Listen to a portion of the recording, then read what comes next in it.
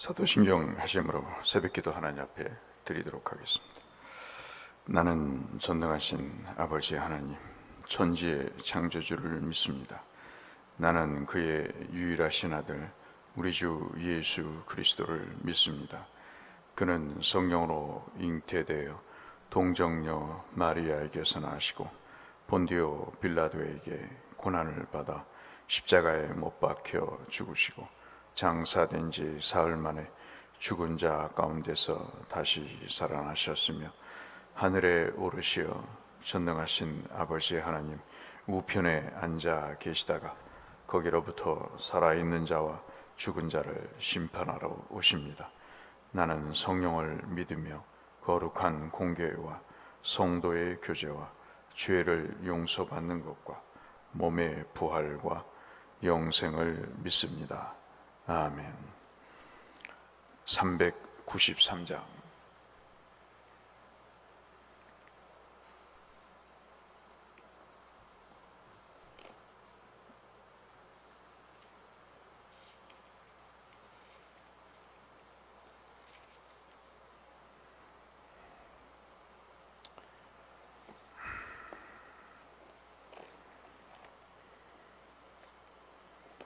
찬송 393장.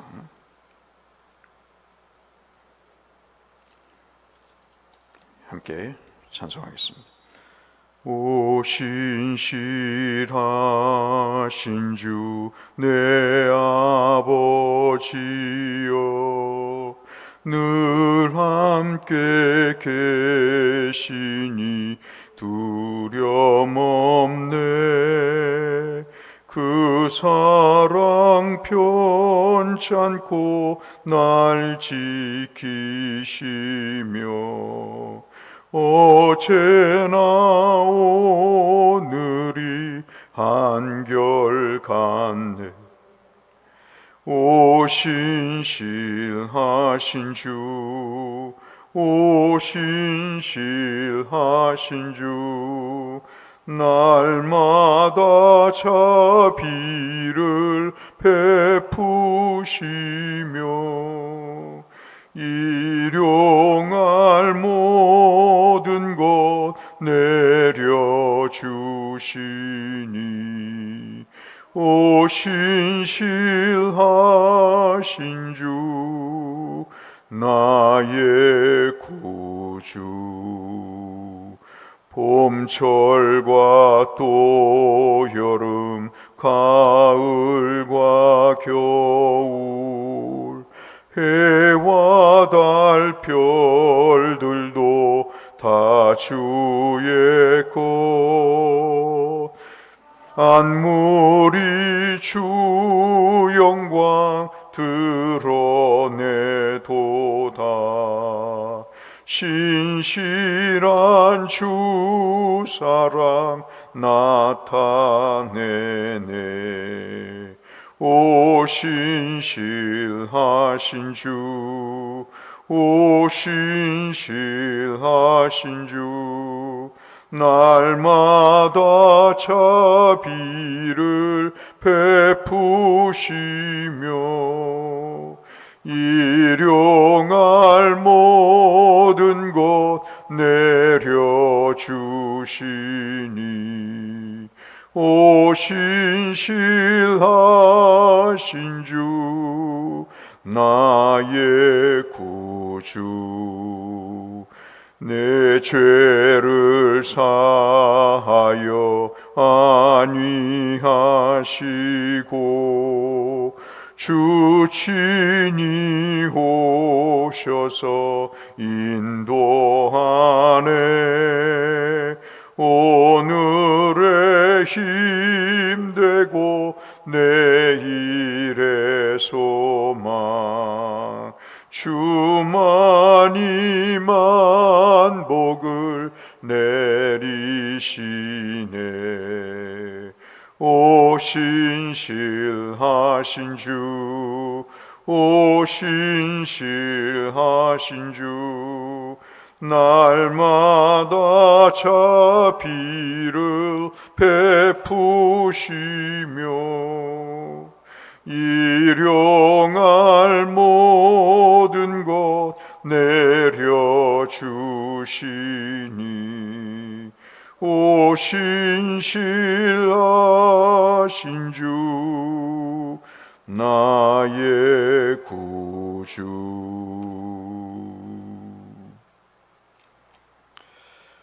40일 작정 기도 때문에 잠시 중단했던 욥기 말씀을 오늘부터 마지막 42장까지 보겠습니다. 오늘은 욥기 38장 1절에서 41절의 말씀을 보겠습니다.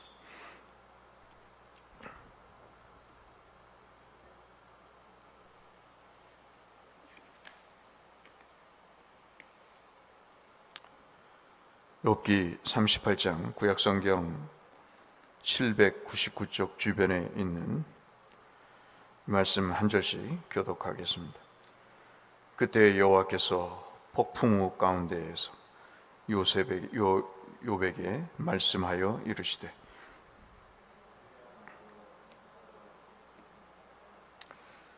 너는 대장부처럼 허리를 묶고 내가 내게 묻는 것을 대답할지어다.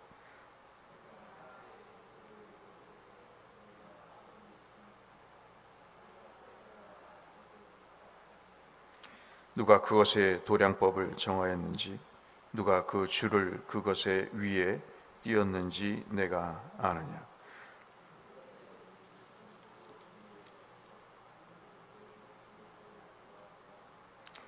그때 새벽별들이 기뻐 노래하며 하나님의 아들들이 다 기뻐 소리를 질렀느니라.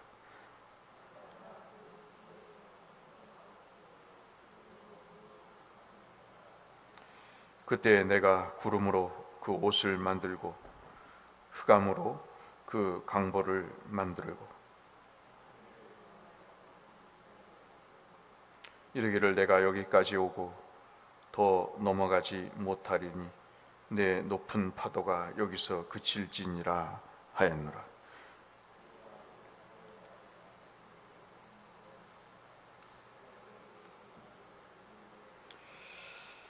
그것으로 땅끝을 붙잡고 악한 자들을 그 땅에서 떨쳐 버린 일이 있었느냐.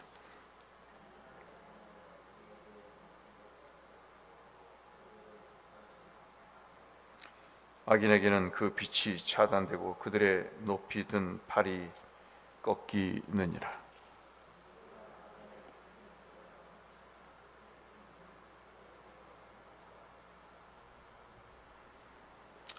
사망의 문이 내게 나타났느냐.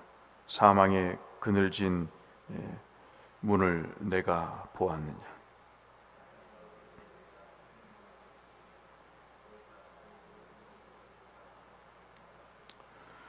어느 것이 광명이 있는 곳으로 가는 길이냐.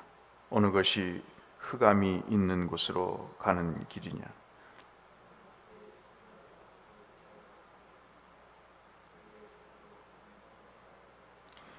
내가 아마도 알리라. 내가 그때 태어났으리니 너의 횟수가 많음이니라.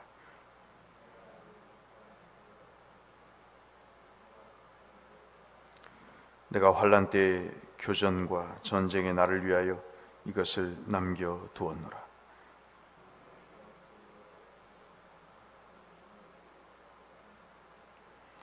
누가 홍수를 위하여 물길을 더 주었으며 우레와 번개길을 내어 주었느냐.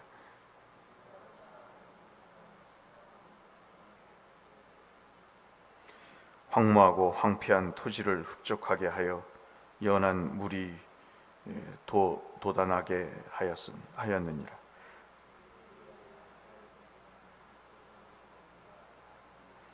얼음은 누구의 태에서 났느냐. 공중의 소리는 누가 낳았느냐.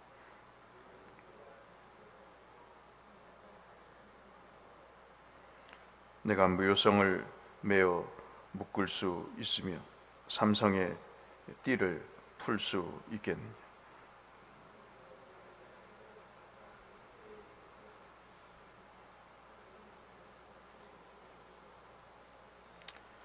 내가 하늘의 궤도를 아느냐. 하늘로 하여금 그 법칙을 땅에 베풀게 하겠느냐?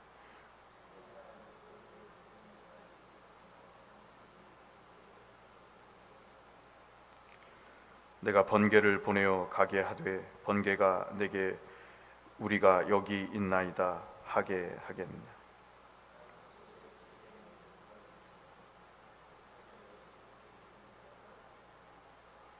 누가 지혜로 구름의 수를 세겠느냐?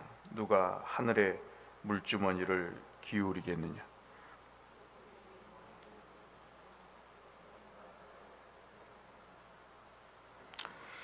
내가 사자를 위하여 먹이를 사냥하겠느냐? 젊은 사자의 식욕을 채우겠느냐?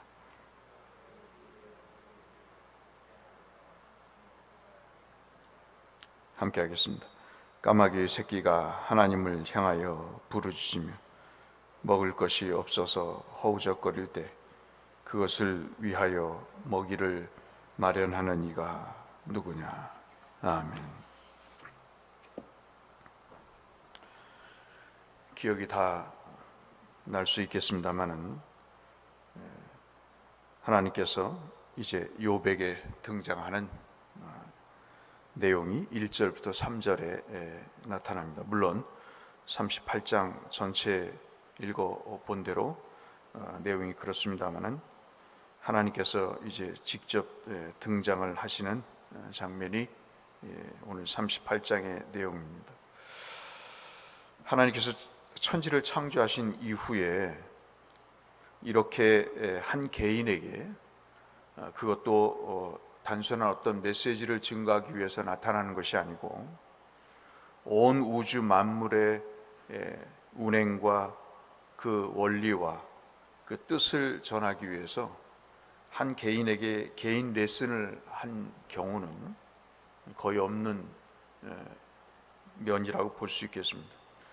말씀하신 내용이 개인적이지만은 우주적이고 개인에게 이야기하기에는 너무나도 많은 광범위한 내용입니다. 여러분, 우리가 알다시피 37장에서 엘리후가 이야기를 하죠. 장담을 합니다. 전능자를 우리가 찾을 수 없다 그래요. 참 사람은 입 바른 소리를 해서는 안 되는 것 같습니다. 엘리후가 자신의 지식을 가지고 어떻게 하나님을 우리가 찾을 수 있느냐 그렇게 이야기를 하게 되자 하나님께서 찾을 수 없는 그 하나님이 우리를 찾아오시게 된 것이죠.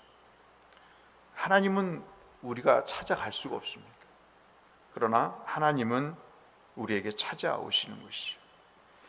그래서 우리는 늘 하나님을 바라보고 소망하는 그런 일들이 우리에게 꼭 필요한 것입니다. 그래서 늘 하나님을 향해 지혜를 구하고 자신의 얄팍한 생각을 가지고 재단하고 판단하는 그런 어리석음을 보이지 말아야 되는 거죠. 하나님께서 욥에게 폭풍으로 나타나셨습니다. 폭풍우라고 하는 것은 비가 없는 것입니다. 원래의 뜻은 바람을 얘기하는 거죠. 그러니까 바람 가운데 나타나신 것이다. 우리가 알고 있는 토네이도를 이렇게 폭풍우라고 이야기를 합니다. 사람이 폭풍에서 말할 수가 없죠.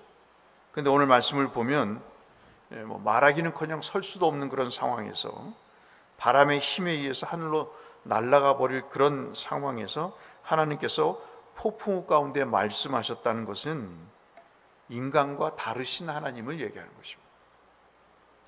인간의 한계를 초월해서 하나님이 사람과 대화를 하시는 것이죠.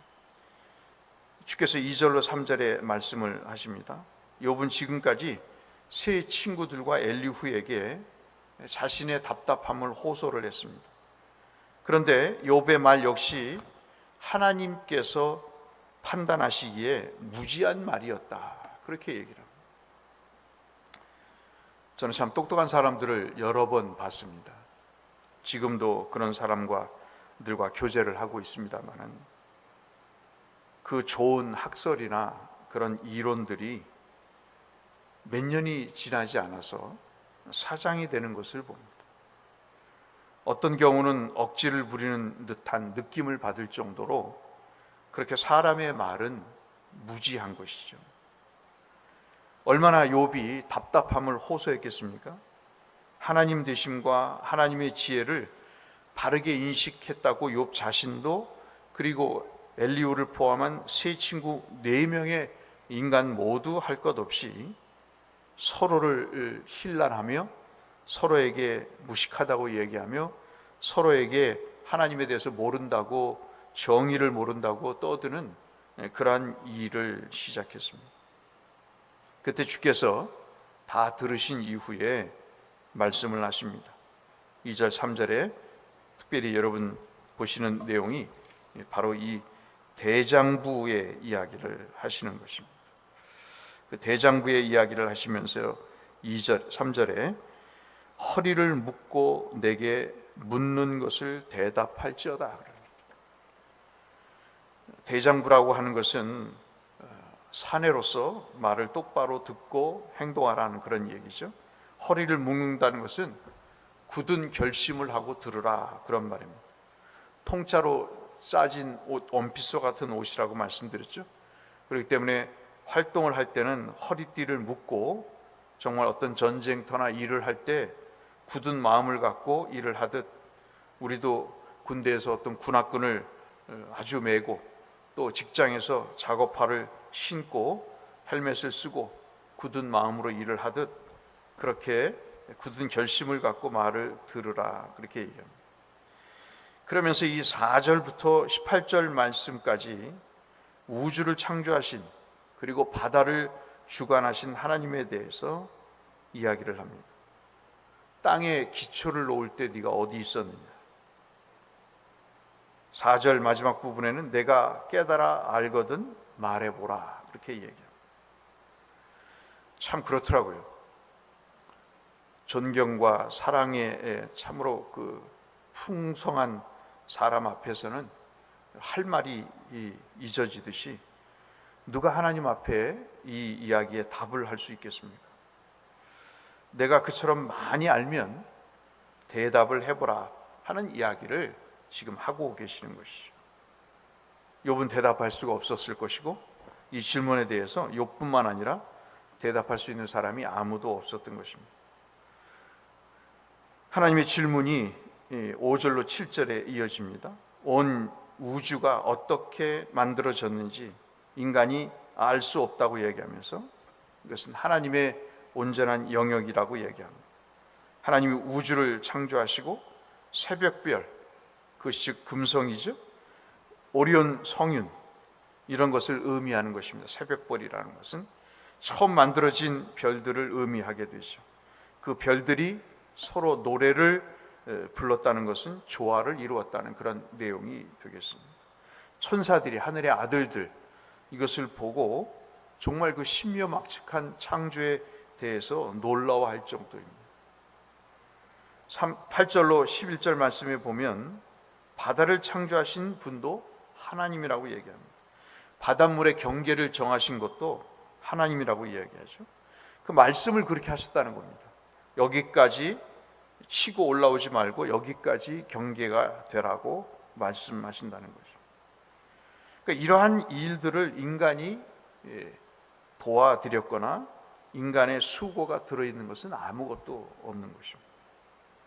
16절에 18절의 말씀도 역시 여러분 잘 아시는 대로 모든 바다의 그 운행 자체를 주께서 주관하셨다고 이야기를 합니다.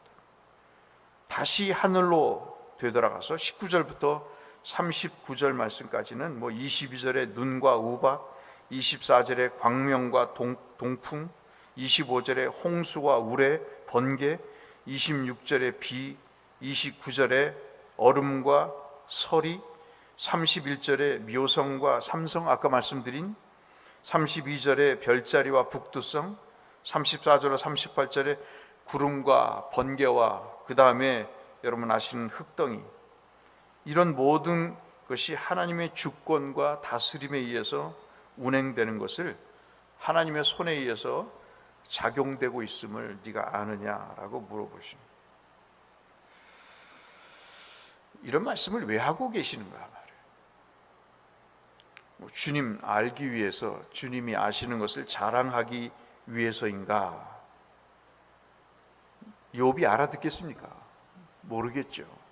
쉬운 말을 써서 이야기를 해도 그 원리나 그 작동 자체를 모르기 때문에 아무리 별 몇 개 얘기하고 홍수 바다 얘기하고 우레 번개 얘기해도 못 알아듣는 것이죠. 결국 뭘 얘기를 하려고 하는 걸까요? 37장까지 욥과 그 친구들이 논쟁을 벌였던 그런 것이 오늘 처음 38장의 말씀처럼 참 하나님 보시기에는 웃기지도 않는 그러한 이야기인 것이죠. 여러분, 나이가 먹고 나중에 젊은 애들이나 어린아이들이 떠드는 모습을 보시면 기가 차듯이 아마 그거의 수천만 배가 되지 않을까 싶은 생각이 드는 거죠. 누가 누구를 위해서 정죄하며 누가 옳고 그르다고 판단을 하는가? 누가 이것이 원리라고 이야기를 하고 이것이 진리라고 이야기를 하는가? 참 등산을 해보면 알고 비행기를 타보고 하늘에 올라가면 내 자신이 얼마나 작고 거의 없는 존재와 같은가를 알 수 있는 것이죠. 결국 인간과 인간 사이에는 해답이 없다는 것이 오늘 38장의 주된 내용이라고 볼 수 있겠습니다. 인생의 해답이 어디서 오는가? 인생의 해답은 하나님이 개입하실 때 온다. 저는 요즘 그거를 확실하게 믿어요. 더 굳건히 믿게 됐습니다. 아무리 인간과 인간이 떠들어봤자 거기서 거기다. 누가 옳고 그른 것은 도토리 키재기고 결국 하나님께서 개입하실 때 모든 인생의 해답이 주어지게 된다는 것을 알 수 있는 것이죠. 지금까지 오시면서 주님은 욥에게 말씀하지 않으셨습니다. 개인적으로 그리고 공개적으로 말씀하지 않으셨어요. 그의 삶을 끝까지 지켜보셨습니다. 그가 정말 하나님을 믿고 사느냐에 대해서 진실하게 믿고 있느냐를 보고 오셨습니다. 자기의 기분과 생각대로 판단하고 행동하는지 아니면 정말 어려움에도 하나님을 믿고 의지하는지 그는 분명히 싸구려 신앙이 아닌 진짜 명품의 신앙인지를 보셨던 것이죠. 저와 여러분의 삶에 지금까지 지나오시면서 힘든 일이 많으셨죠? 다른 사람에게 이해받지 못하고 오해와 오해를 불러일으키고 그것을 또 조장하기까지 해서 속이 많이 상했던 일들을 우리는 경험을 해왔습니다.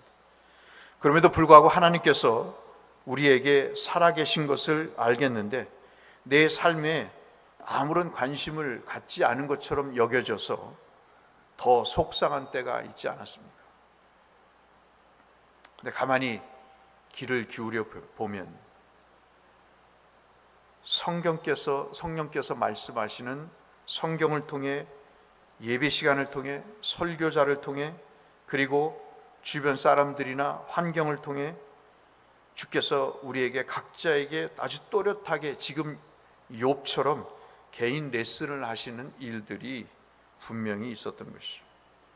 그때 비로소 우리가 확인하게 되는 것은 우리의 삶이 매일매일 삶의 하나의 그림을 그려가는 것 같은, 하나님을 믿고 의지하며 이 부분에 이렇게 색칠을 하고 저 부분에 저렇게 색칠을 해서 나중에 주께서 오실 때 참으로 이렇게 우주를 그려 놓으셨듯이 내 인생을 이렇게 그려 놓으셨구나. 참 어리석고 무지한 나를 이렇게 하나님이 직접 나타나셔서 직접 내게 메시지를 주셔서 나를 이렇게 단단하게 하셨구나. 해답을 모르고 서로 각자 옳다고 따지고 덤벼들었던 그 무지막지한 삶에 하나님이 개입하셔서 이런 답을 주셔서 내가 이렇게 내 인생을 수정하고 다시 그려가게 하셨구나. 하나님만이 내 인생의 답이구나 하는 생각을 갖게 되면서 우주나 바다의 심려막측한 일뿐만 아니라 하나님이 내 인생에 이렇게 귀하고 신비롭고 존귀하게 나를 위해서 이렇게 세워가셨구나 하는 것을 우리가 알게 된다는 것이죠. 오늘 가만히 한번 생각해 보십시오. 여러분이 욥이 됐다고 생각하시고 하나님이 어느 순간 나타나셔서 네가 옳다고 여기는 것이 옳은지 한번 이야기해 보자.